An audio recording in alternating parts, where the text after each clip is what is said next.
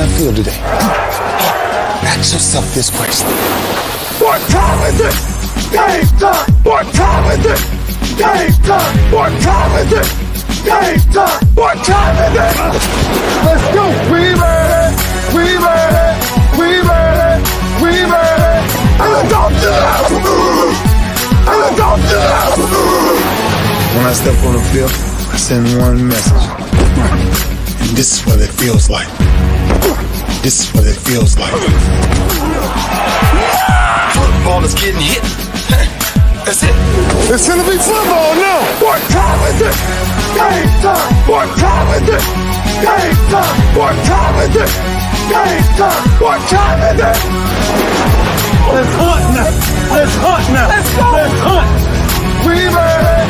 And let's go do that. And let's go do that. We're talking about the Jets like we're talking about the Saints. You know, all this, how like we the Miami Heat of football. Yeah. The bottom line is you got to buckle up your chin strap. It's embarrassing. Yeah. Don't disrespect the game like that. There's too much crying from him. He's a man. They can be hit just like us. He's a man. You already make the big money. He's a man. Don't cry when you step on the field, man. That's war out there. When I step on the field, I send one message. This is what it feels like. Oh, my bad. Your bad don't work in my world. What time is it? Game time. What time is it? Game time. What time is it? Game time. What time is it? Let's go. Let's go. Let's go. We ready. And let's go do that. And let's go do that. It's a wrap. Game over. Hey, we here with the HBCU Stroll. Man, I tell you what, this weekend was a big weekend, not only just in college football for black coaches, and we'll definitely get to that because my guest, I got a special guest, a young coach that can get after it, but we're going to get with him. First, I want to just say hello to everyone and the State Fair Classic this weekend, 55,000.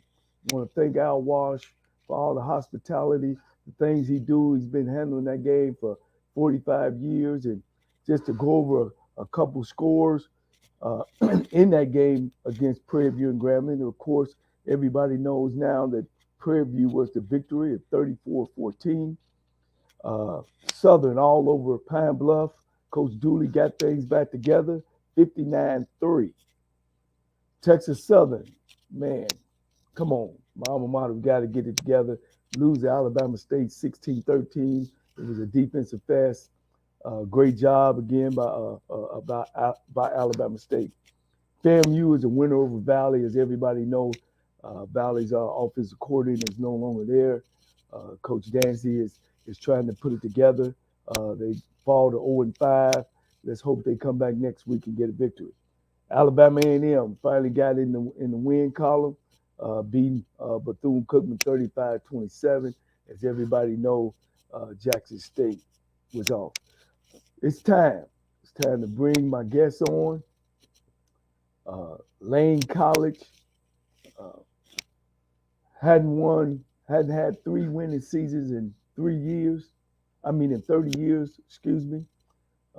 This man has taken over the program. He's in his 3rd year of coaching. Last year, he had a winning season. This year, he's coming at it. He had Tennessee State this weekend, which we all know is a Division I FCS school, one of the premier black schools in the country, bar none. They play in the Ohio Valley Conference. And Lane College, Division II, in the SIAC, coached by Coach Brown, went down there this week,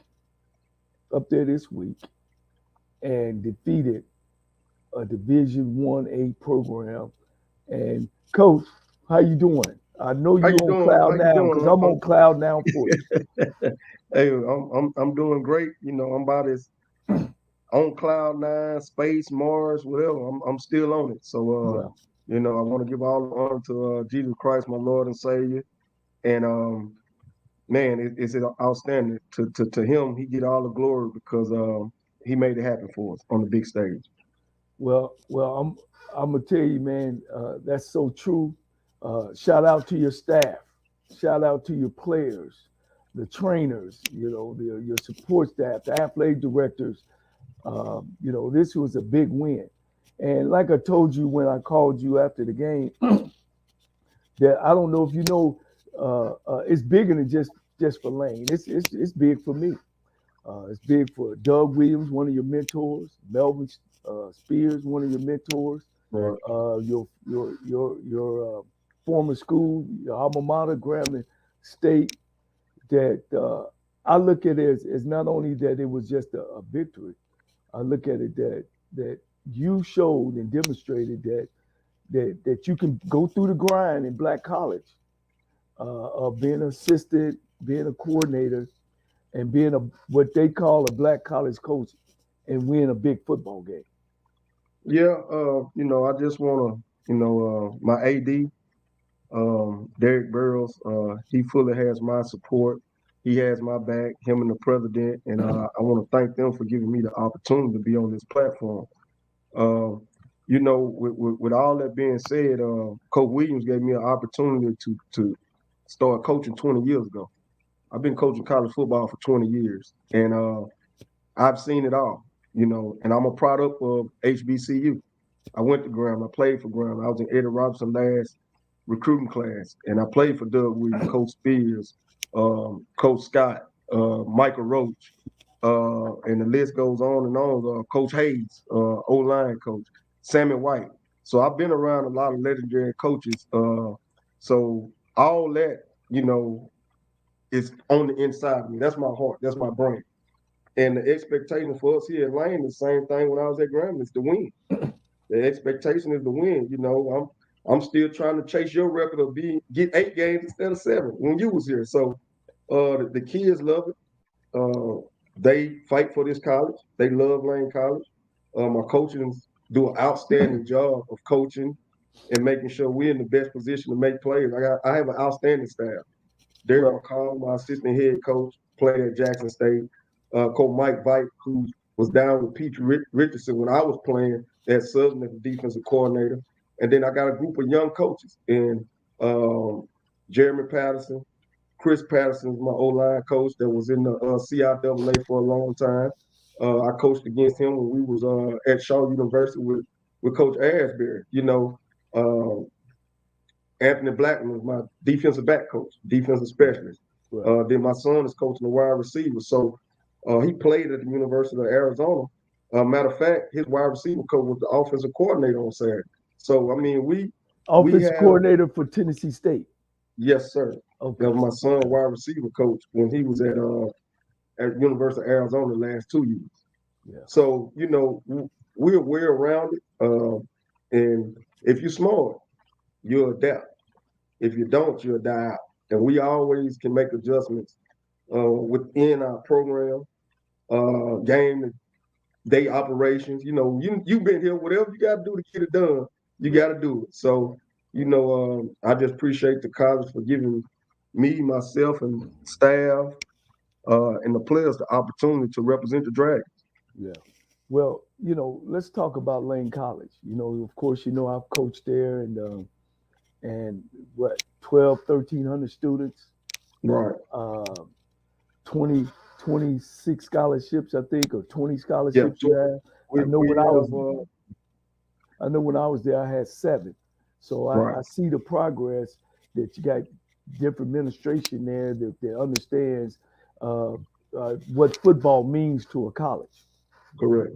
Yeah. We only have 26 scholarships, out of the allowed 36. For us to go up and play a team that has 30 more scholarships than us and compete and play well, it says a lot about our student athletes, about this football team, about our program, and about the love and the pride that they have amongst each other. They're resilient.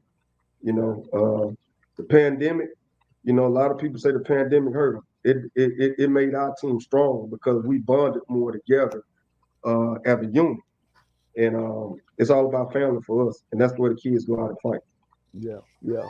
Going to school at Lane in Jackson, Tennessee, compared to Tennessee State, former powerhouse, last team, 98, 99 football team to finish number one in the country, HBCU, 63 scholarships that they can chop them up to 85 guys, can be on some type of Right. money, high profile coach, or should I say former NFL player in Eddie George. He has NFL coaches, pro coaches, Division 1A coaches, all there. It's like David slaying Goliath. Did you feel that way when you showed up? We own it this week, cause this black college football coaches time. Let's go at it. Young, you the young and I'm the old. Well, I'm gonna stay humble. But Yes, like sir. I said before, the expectation for our program is to win. It don't matter who we play, and our kids believe that. They had the faith. We talked about it all week, and it was a football environment. It was standing room only. And I told the kids, this is what I'm accustomed to, being in this sanctuary with these people watching and doing what we do. And we did exactly what we were supposed to do, and that was to win the game. The kids played hard. They gave us everything they had. I mean, you know, I see a kid make a mistake on film. I can't be mad at him because he's giving us his best effort. And that's all you can ask for. Do your best job on every play. And if you don't get it done, we'll fix it on the next one. So I'm just so happy for the players, the coaching staff, and this college. It means so much. We've been so close with against D1 schools. We had Pine Bluff on the ropes. Right. We let them out of there on the 1 yard line. So I And, told and, and myself that was 42-45. 42, 48, 42, 48-42. Okay. 48, 42. Yeah. And I told myself when I walked off the field, if it come down to 1 yard again, we gonna get it. And it came down to that on Saturday. And the kids made the play.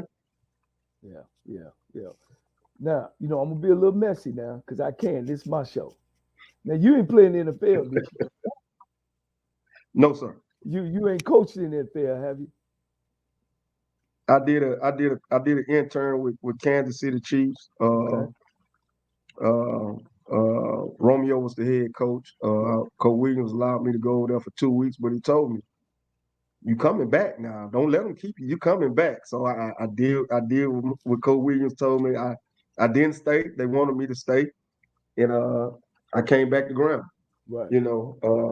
That was an exciting moment, and that's really besides Yeah. doing a couple of interns. That's the only NFL Yeah. experience that I truly have. Yeah. Yeah. But you well known in black college because I know you were up for the Gremlin job. Matter of fact, I was at the State Fair Classic and I had a guy at your campus keeping me to score y'all game. And as you won the game, I went to the AD. I said, Lane College just upset at Tennessee State. He just dropped his head because you were up for that job. And Yes, sir, I and was, and and and, the and way it I didn't. deal with it, the way I deal with that, yeah, it was a lot of emotion in it for me, but the big man upstairs say, "Not right now," not right now, and I had to take that and come on back to work here and finish what we started. That's what I tell the players. We're gonna finish what we started. And Right. did it hurt? Yeah, it hurt. Personally, it hurt. But Yeah. hey, put my pants on the next day, and I came on back to work. Yeah. Yeah. Yeah. Well, Coach, man, is it anything that week? What did you see about Tennessee State? Because you sounded confident about it. It must have been something about what you seen in film that made you feel like, man, this is an even playing field. I'm be honest with you, Coco, JC. I prayed. I was on my knees praying, and Okay. I watched, evaluated that film against Jackson State very well. I watched what Middle Tennessee did to them, and then I watched their very first game. They had 2 weeks to prepare for us. They was off the week before. Wow. and I know they had seen every play that we had ran, and I knew that what they was gonna practice. So I switched the game plan up offensively. We made some adjustments on defense, and we did some things that they hadn't seen on film. You know how that goes as a coach. You got to show something different every week. You know, and we made some coaching decisions. We weren't snapping the ball to 5 seconds go on the clock. I mean, when we tempoed them, their guys was getting tired. My old line said, "The D line tired, coach. Come on with it." So when you get that kind of communication from your player, like, "Coach, we in better shape than them. Let's go to work."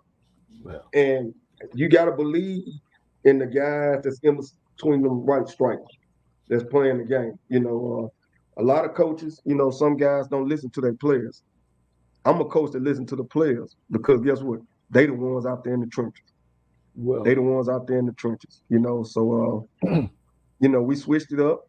We did some things different, and the game plan was executed. And even when they hit the 51-yarder to tie the game up to send to overtime, the players came together, put up five, say fifth quarter, coach, we already got this. So, I mean, it wasn't no doubt in our mind, that we was gonna win. We let Pine Bluff off the hook 3 years in a row. So they were ready. that was still in your crawl, coach. But some coach, No, that's what it's in my gut. Coach, that's what you call coaching. That's what you call making adjustments. I just want everybody to know that HBCU coaches can make adjustments. Have learned from some of the best that went on and played other places. Coach, it's overtime. You down by one. They score in overtime, go up 27-20. Now you get the ball.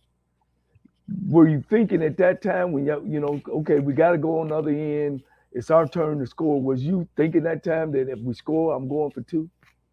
Well, I made my mind up in the first quarter that we was gonna go for two. Because what happened, the first drive we drove the ball about 80 yards. It was 4th and 3 or 2 on like they 10 or 12-yard line, and I elected to go for the field goal instead of going ahead on 4th down where they blocked it. I said, wow, okay. So then the defense comes out on the very next play, hits the quarterback's fumble, we scoop and score. So I sent field goal back out there again. They blocked that one. So I made my mind up. I was communicating with my son upstairs. I said, write these 2-point plays down, highlight them, all right? And I gave him like 3 or 4 plays that we was going to run. So my mind was already made up. If it got to that situation again, we going for two. It was just a matter. I mean, we scored twice. They had 12 people on the field. The referee blew the whistle. We scored actually on the play before that, and they had no explanation for me why they stopped the play. So, I mean, I'm out there at the hash fighting. I'm like, no, y'all and can't do it. This was in overtime. This was in overtime. Okay. So y'all scored. They got 12 men on the field. The refs called timeout. The ref blew the whistle and then told me it was an inverted whistle. And I'm throwing my hands up, well, that's touchdown then. He told me, no. I said, no, that ain't right. And then they tried to bag the ball up. I said, no, y'all ain't going to do that either. So we came right back. They put it on the 1-yard line, 1 inch, whatever. And we ran it in. Wow. I tell you, that was John Merritt. That was the ghost of John Merritt, the former championship coach, who I know exactly who John Merritt. I'm a historian. I know my history about Black College, and I told the kids who he was. I educated them earlier in the week on who John Merritt was, the classic, and I just educated them. And that's what we got to do. Most kids, because they don't have Black history in schools no more and all that, we have to educate our kids ourselves. And if we don't do it, ain't nobody gonna do it, Coach. And they realized and understood where I was coming from. So when I talk to our team, I come from my heart. I don't write speeches down. I don't do none of that, because if you come from your heart, you pure. And the players see that and they'll fight for you. And that's what they're doing. Right. They fighting for us. They fighting for this college. And again, my hats off to our players. You know, we're gonna stay humble, and the goal every week is to be 1-0. It don't change. Well, you and that's the thing that I started this show about. Is about black college coaches, the things that we go through and the things that Right, we taught, and why it's so important that black schools protect the fabric of right, black coaches because we are invested in the schools. right, We've slept in them dormitories, we walked down them streets, we've ate in them cafeterias, and we talking from the heart. right. And these presidents and these athletic directors who just showing up at the prom don't understand that we came to the prom with somebody, and that's who we need to dance with. They've gotten us through there, and they take us to the prom, and they go dance with the person across the street who came probably from another high school. They, You know what I they, mean? they go they bring us and then go get Beyonce. Yes, yes, yes, yes. And I hope some of them tune into this is that it's okay at black colleges. We got to stop trying to be like your Alabamas and your Texas and your LSUs and we need to just be who we are. Right. And that's how we were. I mean, the understanding is that we have more Hall of Famers, Byron Brown, in the Easy, NFL easy. than 90% of the other conferences. And here's the crazy part: And somebody that's had to absolutely coach them. correct. Somebody had to coach them. Right. And that's why when I was telling you, we talked to probably about 1:30 in the morning. That's I'm right. still tired. You gotta understand, I'm a little older than you now. I need to get my 9 in. But it was important what we were talking about, Right. that these athletic directors, these presidents, when they're making these decisions on choosing these head coaches, yeah, it's good, and we all know Deion Sanders, but newsflash, there's only one Muhammad Ali, Hmm. one Jesse Owens, one Deion Sanders, one of the greatest athletes to ever put cleats on. Right. You know what I'm Right. saying?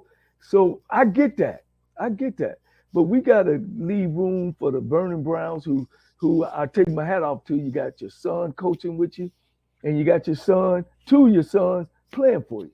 Yes, sir. I mean, Can you it's talk about that?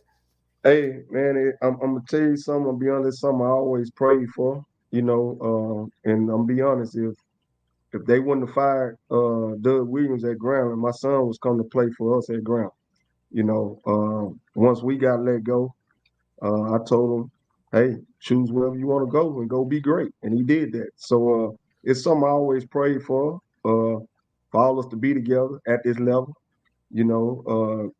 Letting them have that experience. And it's just a luxury uh, to every day see and be around your kids. And see them live out their dreams right in front of them. So I'm very humble about that. Uh, every coach I had in college, son played for them. Coach Spears' son played for us. Doug's son played for us. Michael Roach's son played for us. Coach Chris Scott, who used to be with y'all, who dynamic D line coach, game changer Dynamic, coach, dynamic. dynamic coach, dynamic D line coach. He actually was the one that called me. This is my 20th year. He was the actual one that called my house and said, "Hey, OV." My dad answered the phone. My dad said, 'cause we had the same name, you must be calling for my son.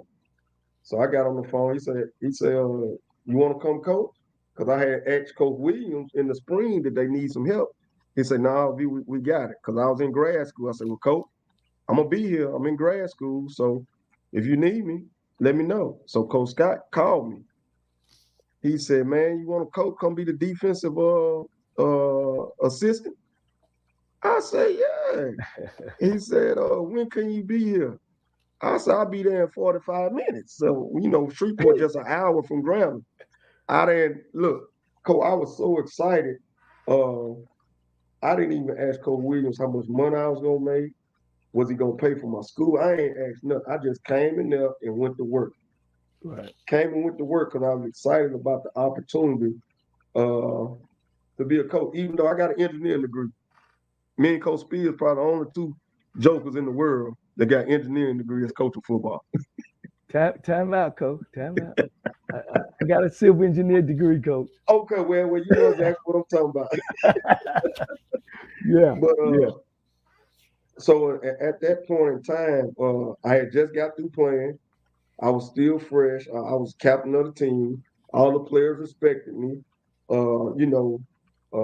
We used to make check and call plays out on the field. So when I got in the press box, it was easy for me to communicate with the defensive coaches and with Coach Fields at the same time. Coach Fields, when I got in the box, he ain't never come back up no more. He stayed on the field.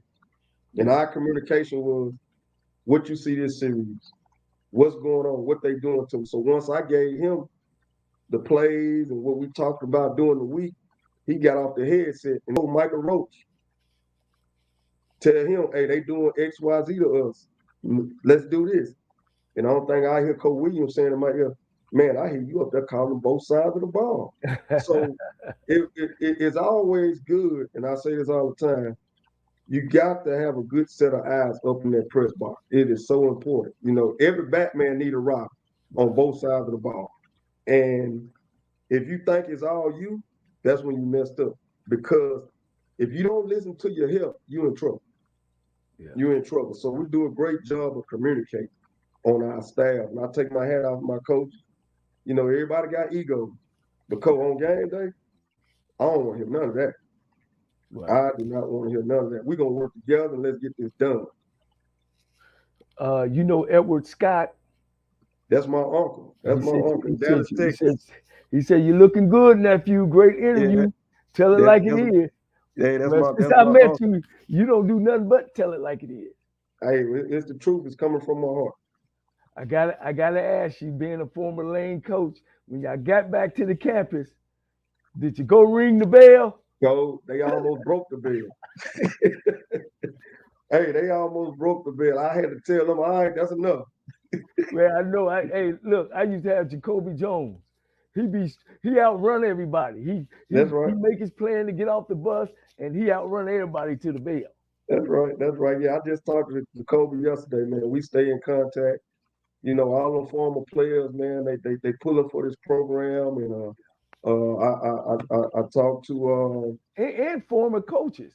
And former coaches. I keep this is not a closed program. We can't close the private practices. No, we don't do that, Coach. We welcome anybody who want to come and be a part of this program. We're growing.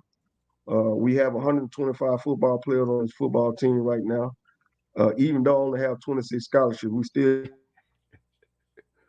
25 players. What? They keep showing up to work. They want to be a part. Yeah. So, it's our job as coaches to be mentors to them, to lead them in the right direction, and to make sure we have solid game plans for them to execute on a weekly basis. That's our job. Yeah. One of the things important, why it's so important, again, to have HBCU grad coaching at a black college is, we always talk about money and alumni and giving back. And I always tell people, people give money to people. Right. And what happens is when we do that and continue to go outside, we lose our tradition. We lose our alumni. Some alumni we have that's really giving. Then now here comes somebody from the outside, because when you get people from the outside, the first thing they say is, well, I'm gonna go in there and I'm gonna show them how to do things. When they don't understand that a Vernon Brown know how to do stuff, but then they disrespect that one alumni, then that group gone. Then we never get going. We always treading water about taking our programs to the next level. Well, one thing about it, us being HBCU backgrounds and, educated at HBCU, when you go to an HBCU, the first thing you got to do is embrace their history and tradition. You got to do that. You got to respect, what has been before and what's going on. You have to respect that. And then once you do that and you get an understanding of the layout of the land, then you put your spin on it. But you always got to keep the university, the college first.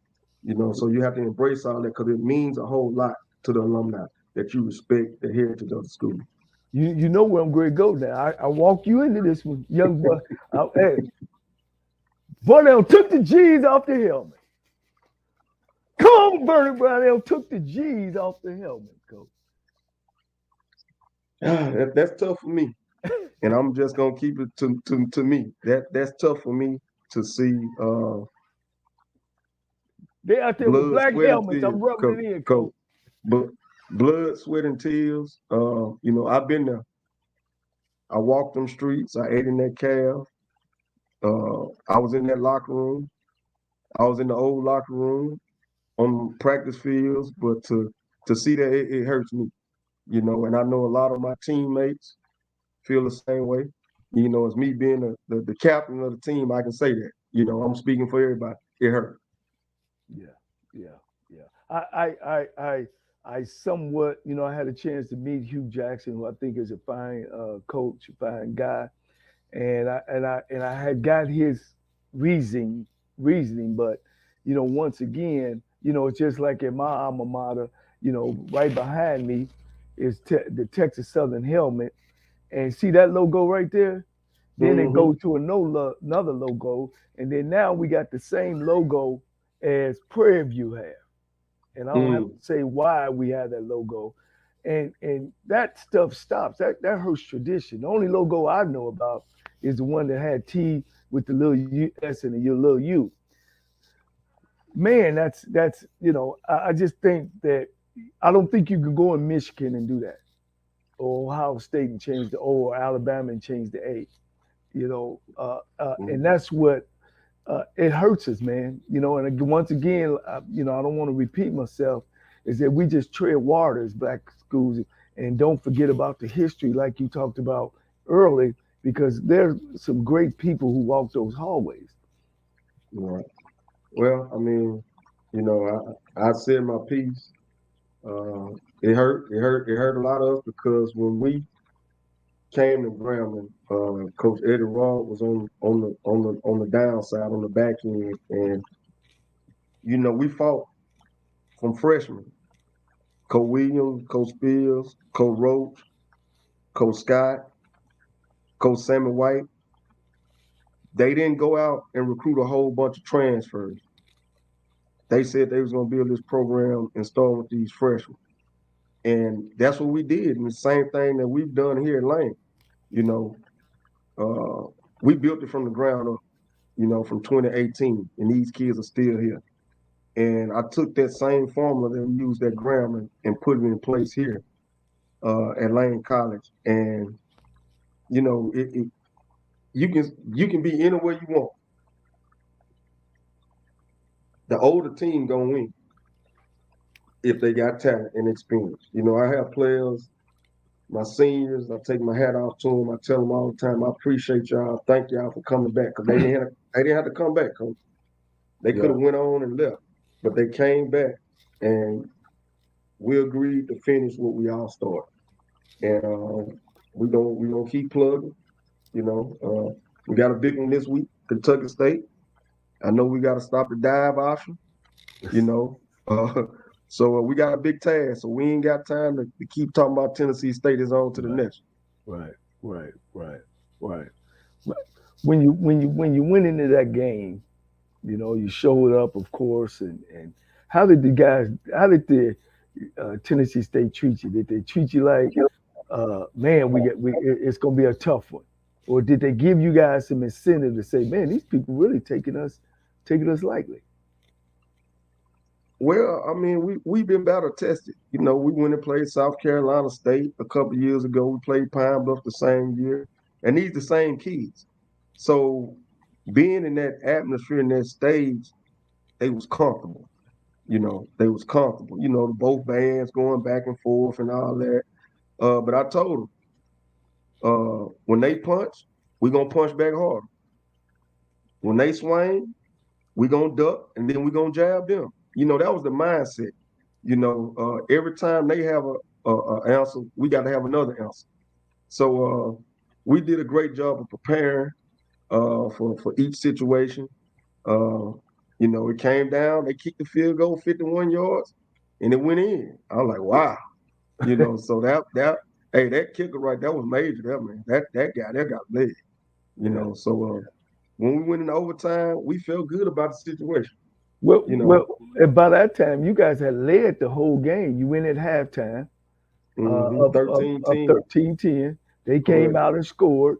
Then you Right. came right back and scored. So it wasn't never a time that I guess you just kept your eyes on that clock. Because you guys were. I'm telling the quarterback, don't snap it to 5 seconds, baby. Let's burn it. Because we went back old school. I haven't went to a huddle in so long, but yesterday, Saturday was the day. We went to the huddle, John. We went old school on it, baby. We were going to the huddle, breaking the huddle, milking the clock, and our best defense was our offense because we were draining that clock, Coach. Right. Which is real good. Well, tell me, we talked before about, the black college coach and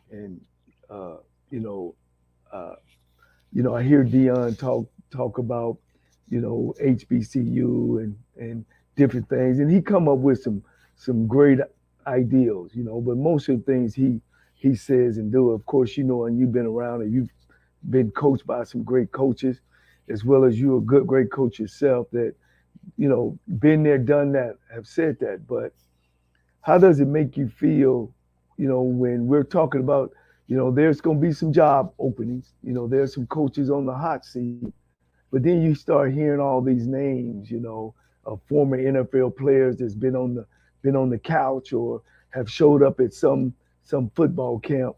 Names are coming up. Well, I just want,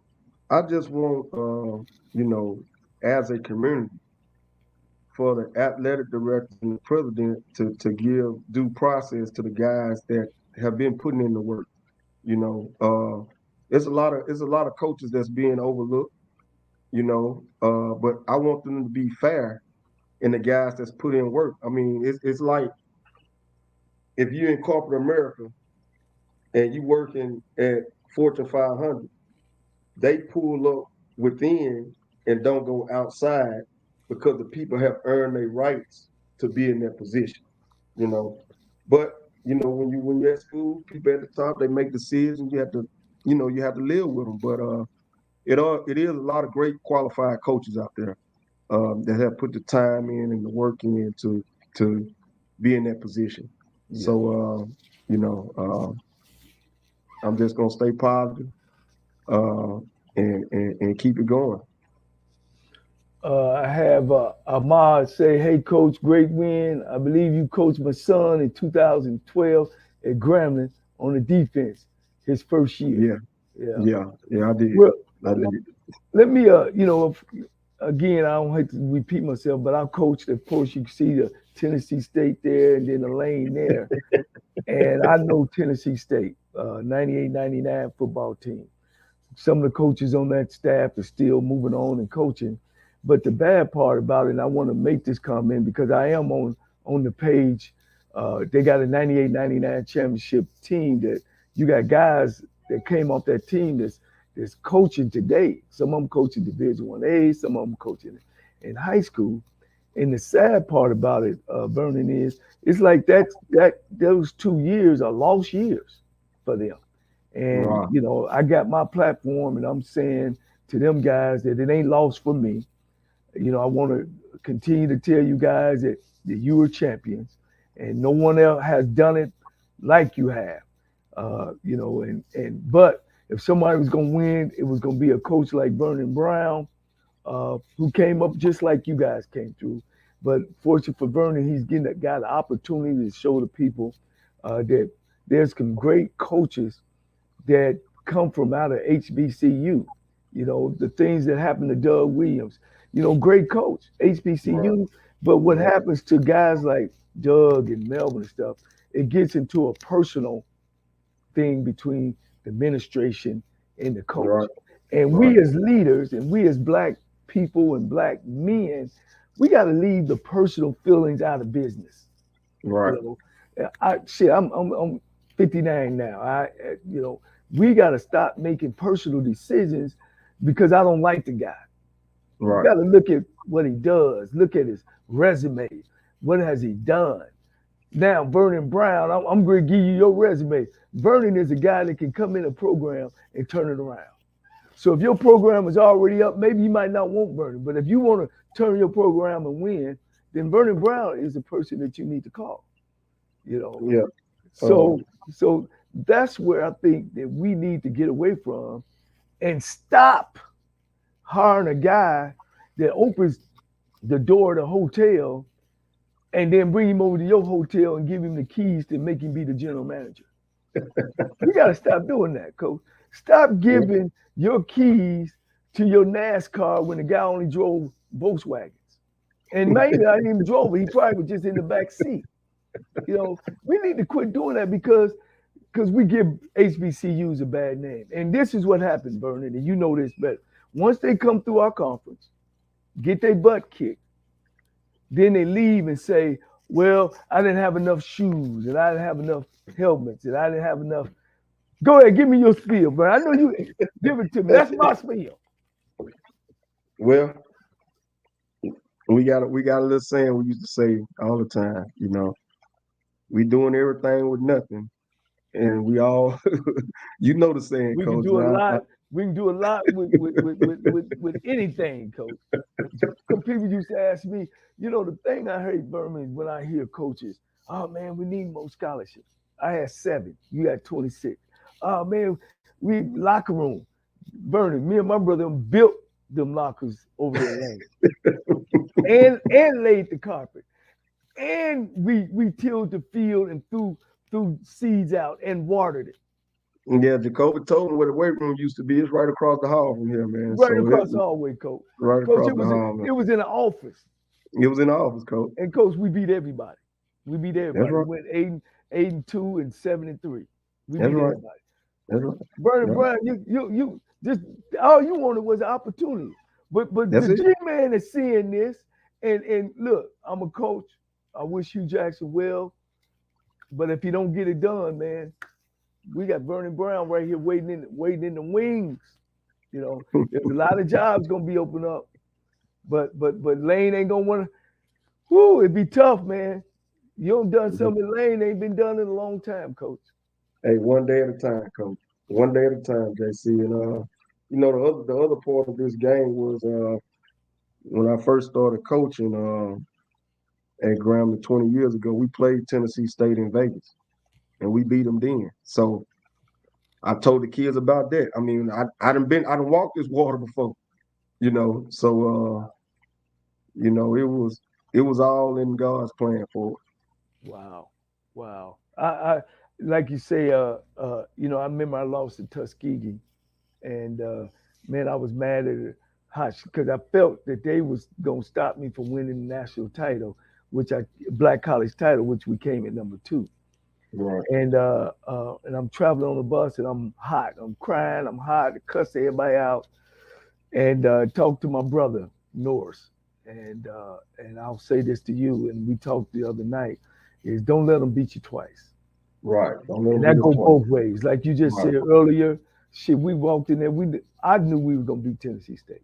Right. That's over. Can't go in there and play Kentucky State because they green and gold, not blue and red. Right. So is that some of the lessons that you talking to your players about?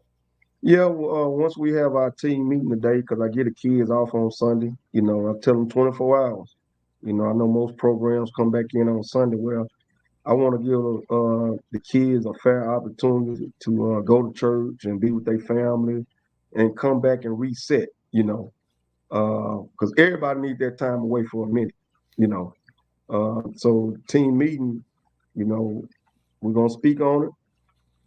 But then it's Kentucky State. You know, we breaking down film right now. My coach is breaking down film.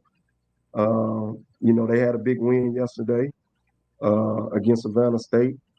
So you know, they gonna come in ready to go. You know, we got to stop the triple option. And that's what it is. We got to stop the run. You know the rule, coach. Stop the run. Stop the run and convert on third down. Yeah. We got a question from Rocky Miller, Mhm. which is the owner of Slow Burn in cigars in Waco, Texas, one of my sponsors. He said, why are HBCU coaches expected to do more with less? Well, I mean, when they hire you to do a job, your job is to do that job. And, when you're dealing with sports, the expectation is to be the win, and then you have alumni that, you know, all the time our alumni don't bring in the big money bag. Uh, some recruits they want you to look at, he can't play, but you have to take all that and be in the right perspective and do your best job every day. That's all I can really say. Do we need more across the board? Absolutely. We need more here at Lane College. The Allen University. I mean, I can go on and on. Everybody needs more to get done what needs to be done. So Yeah. we just have to take it for what it is right now and keep waking up, going to work. Well, this is one of the things that I see too, Vernon. Just to piggyback off of what you said, you got to become a businessman and smart with the money that you have, And I got a lot of that from my parents, having 9 boys. I never felt like we were poor. Right. You know what I'm saying? So hand-me-downs was some family to do. So what I'm saying is, I see these guys at these smaller schools or HBCUs who trying to be Oregon, trying to be Texas. They want to get a new uniform. They want to let the kids have 4 helmets.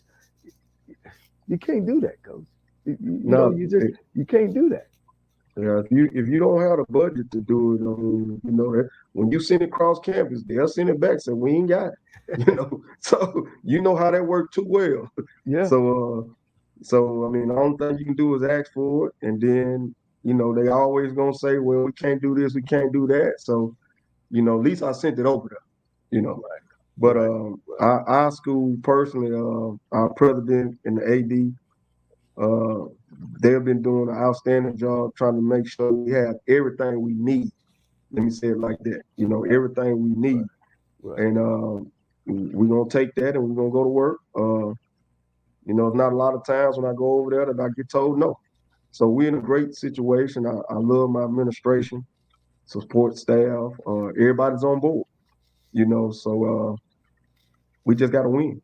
Well, ain't no question. I think that's one of the things that I think HBCUs don't understand, that you got to make a commitment to your football program. You got to make a quick commitment to your athlete program. I really feel that there is enough, but there's never enough.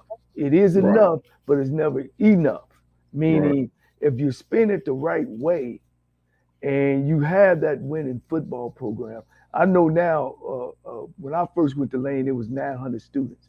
If you stay there, Vernon, and I don't know, I think it's maybe 1,200 now, 1,300. Yeah, about 1,200. You stay and keep doing what, I guarantee you already don't raise the enrollment up there. And you will raise it more as you continue to have that football program win football games. Right. Well, I mean, my president, Dr. Hampton, he's a sports guy. He loves football. He's totally on board with supporting this football program. And he knows, and he talks about it all the time, we can increase our numbers through athletics. Our graduation rate is up. We had a high percentage, I think about 85% graduation opposed to the college. And we graduating our kids, so it's all in the plan. Yeah. Rocky asked one more question. He said, but when coaches build lockers and laying carpet, can a coach reach his or her full potential as a coach in that environment? You want to answer that, or you want me to? I'm gonna let you go first, and then I'll speak on Okay. it. Well, I'm gonna go quicker because we let. Well, the thing about that's all a part of coaching. Coaching is like a teacher, father, mother. That's all a part of the game. And if you weren't doing that, then you'll be doing something else. You know, checking curfew. You know, being a counselor. You know, and I know at these other major schools, uh, they have all that in place. So my question would be to you is then how are they better coaches than an HBCU coach when you know that you know how to get into a kid's mental, you know, because that's what you practice. That's what we've been doing, you know, from the time we start coaching. You know, we get into a players nurturing them. You know, Right. that's why we. So when we go up on that level, and all we have to do is coach. And I know when I was up on that level in Cincinnati, shit, it got bored to me. You know, Cause coaching. You know, so I would just go to clinics. You know, and right, learn about the game. But the game is the same thing. You got to run right, you got to run left, and up the middle, that's right. and then you got That's to right. tackle, run, and block. That's right. It don't change at no level on what you're supposed to do with basic fundamentals. Uh, well, for me answering Miller's question, my daddy was a neighborhood coach. He coached us growing up, and we did it all. You know, we had to pick players up for practice. Wasn't no text messaging in. When practice gonna be, I had to make the phone call. My dad said, "You on the team? Then you gonna be the one calling the players, letting their parents know when practice." He gave me that responsibility. So for me, it's been in my bloodstream. You know, my dad is a general contractor, so us building and doing stuff like that's what Brown do. You know, so does it take away from you planning and preparation? Yes, it does, but it makes you better because you focusing all day on the task at hand. You know, some coaches can't operate in this environment. Right. You know, because it's too many hats you got to wear. But this situation for 20 years has made me a better person, well-rounded, and I understand a lot of different things that some people don't even never experience in life. So I'm grateful. Right. Right. You know, the game is about inches, numbers, torque, pressure. You know, and as engineers, I know that we understand that. You know, about leverage, angles. Right, You know, and I think, and like you know, I come from a family, a large family. Shit, I've been around football all my life. You know, so right, it's some natural. Whereas to some other people, it might not come that way. You right, know, the black coach is just not getting the same opportunities at the end of the right, day. The opportunities to fail, to be successful, we're just not getting those opportunities. And so if we want to talk about HBCUs, Coach Brown, and I'm talking to the folks out there, you want to talk about somebody coming in and making us great and all that kind of stuff. Let's talk about why we're not getting the opportunities. Let's file some with the NCAA and sit in front of them, just like they do for state institutions. If you don't do so many things, we're not going to give you no state funds. Then let's right, stop giving some of these PWI schools state funds until they change their hiring system. You know, you right. talking about the University of Nebraska, coach, in Hmm. 2022, just hired their first head coach in their whole athletic program. Make sense out of that. That is crazy. You know what I'm saying? So we want to, if some of these pro guys that got these platforms, your Shannon Sharps, your Dion's, and all that, let's go to the source and figure out why we don't have that many black coaches. Instead of coming and swooping up all the 20 jobs that we have in our black schools. And then when you swoop up our 20 black schools, your assistants is not going to look like us because you Right, don't know nobody that looks like us. And then we right, start getting these older white guys coming in and coaching. Oh, he was with the Minnesota Vikings. He was with the Rams. He was with Florida State. And there's a Vernon Brown right here who won't get his opportunity like he's supposed to get it. Yeah. Hey, Black folks, we amen. better wake up. Amen. You know, and because we got some black men that can get it and can get after it. Your final remarks, Coach Brown. Uh, just want to say thank you, JC, again for having me on. Thank you to the alumni for coming out this weekend supporting us. This week is homecoming. We want you guys to come out again and support us, support these young men. They're working hard. And I just ask that everybody stay safe this weekend. Let's be positive and go Dragons.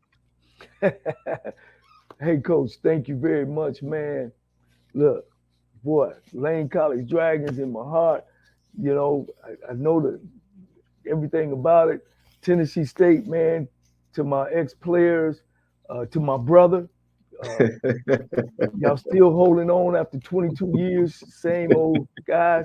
Thank you, Coach. All right. We'll be Appreciate talking. it. Yeah. Appreciate it. I need to hear Ray Lewis again before we get out. Can we play it again for Hey, game time? we will send you that. We gonna see you. Yeah, I'm yeah. gonna make sure my Email me that, man. I love it. I love yes, it. sir. We definitely will get that Jacoby, Jacoby talk about it all the time, man. He say, man, just being around him, you want to play, coach. Wow. But hey, look here, and Jacoby, he don't have to say nothing because man, he could do it. He could do it, and he played hard every day. Hey, he can do it. He was hungry and he ate, and he inspired our kids while he was here, and to let them know that you can make it out of Lane College. You can do it. Yeah. Me and him stay in contact. We talk on a weekly basis, so we got an outstanding friendship. And I just wish him the best of luck. He's really just getting started in the coaching game, but he's willing to learn, and he's humble. So you coached him, so you know exactly. And then my other teammate, Randy Hines, used to play with Ray Lewis up there from Grambling, which was my quarterback at Grambling. So I got a lot of good stories that they done told me. They say, Cole, if you're around them, you gonna ball or go home. But and just let everybody know who Jacoby Jones is.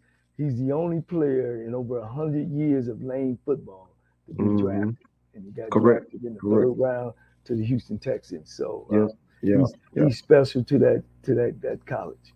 Thank you, Coach. Okay, I appreciate it. Yeah, thank you. About to close it out, man. I had a great weekend, State Fair.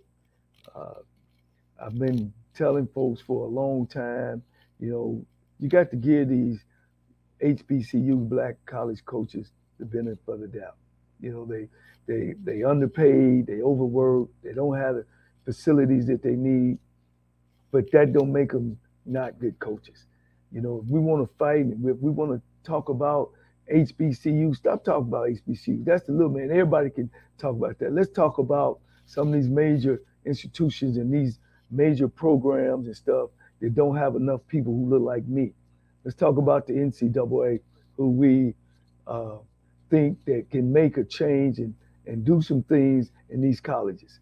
Let's talk about, the government, of it ain't right what's happening to black college coaches all over the country, no matter what level you're on. We're not getting opportunities. And that's what we're asking for.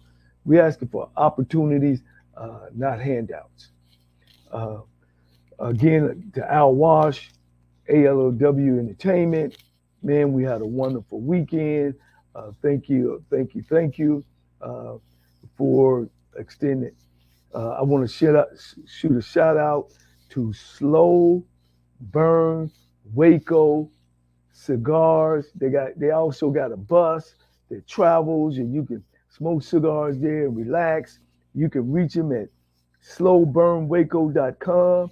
That's SLOWBURNWACO.com. Let's reach out, black owned. If you feel yourself at the end of the rope, tie a knot, hold on tight, because ain't nobody bad like you. See you next week.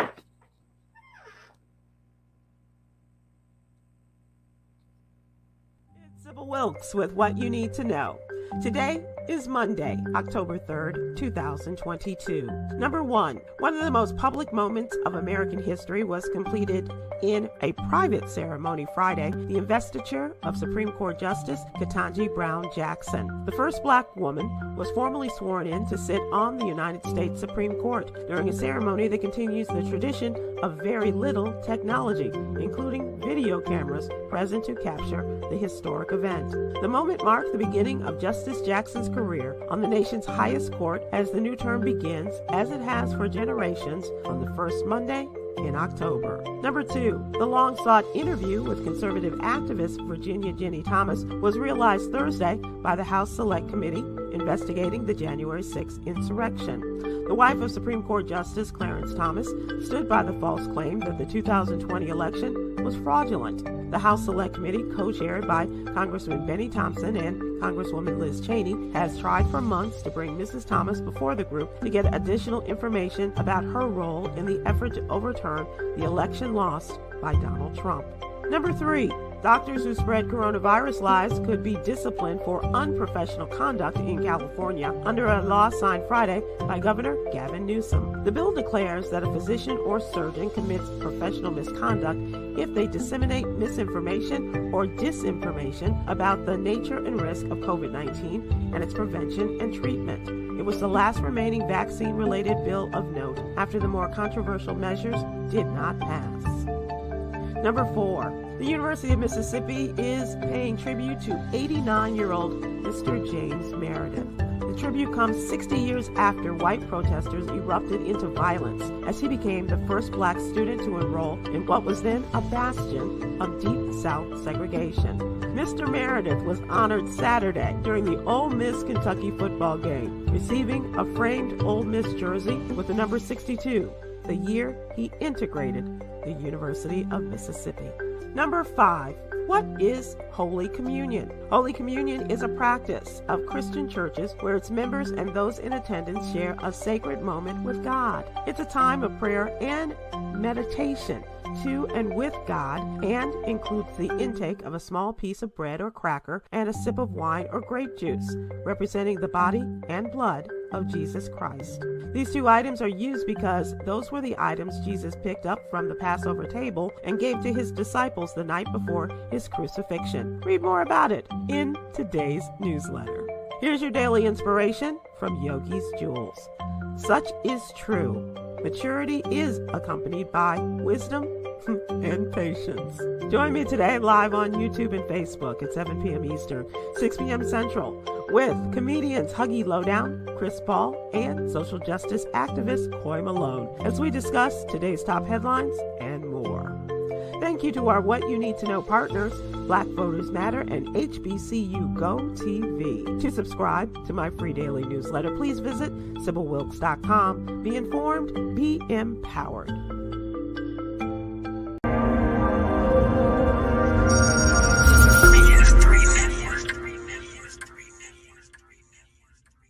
BS3 Network, changing the way you watch TV.